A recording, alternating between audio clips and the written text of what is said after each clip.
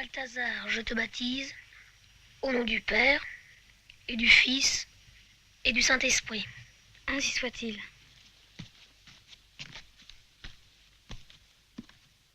To me, the first 10 minutes of Hasard Balthazar are probably the 10 most beautiful minutes of film ever shot. The image tells the story, the sound tells the story, and together they do something undescribable. There's also a compressed narrative in this opening sequence in which it seems that somehow, abstractly,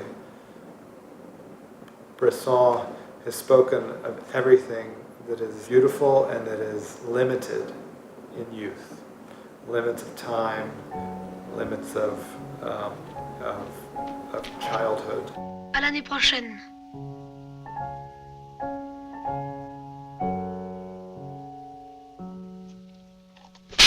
I've watched this opening sequence probably 30 or 40 times in my life, if not more.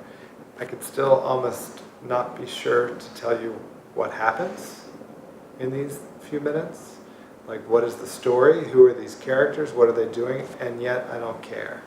What's interesting is that it's the story of a donkey. Bresson was always, he spoke of his actors throughout his career as models. They were people that he could mold and move through a shot in order to tell a story. In general, he wanted his actors to act, to be more than act, to exhibit as little external emotion as possible and let the frame do that. And yet, by the way, he always cast the most beautiful people in the world. He did believe in the power of beauty. In this film, he took it to the next sort of logical extension, which is that he cast a donkey as the star of his film. And so he was able actually to prove his point that you didn't need to act in order to tell a very emotional story. Chouette un âne, c'est rapide, moderne.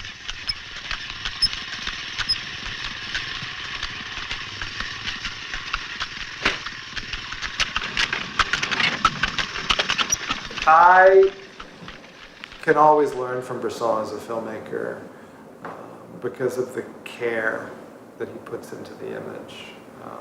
The belief that a certain shot can in itself be a story, his decisiveness as an image maker. Each sequence is a construct. What's hard to realize is that they also utilize accident. You believe Bresson is always in control, and I actually think that part of the beauty is that he wasn't, and that he allowed things to have still this extraordinary life come through the frame.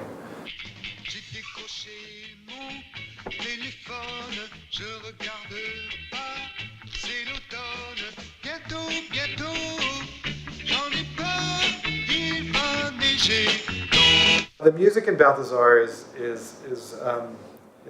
all Schubert, and it's I believe it's all Schubert, and it's used actually with a great sense of humor. It's not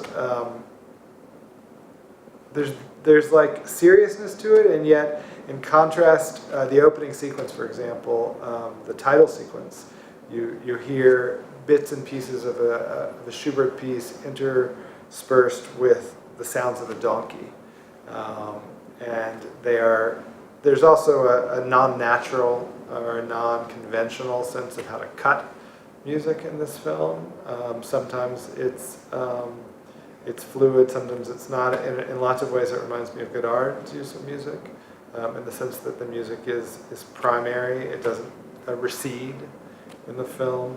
And yet there is,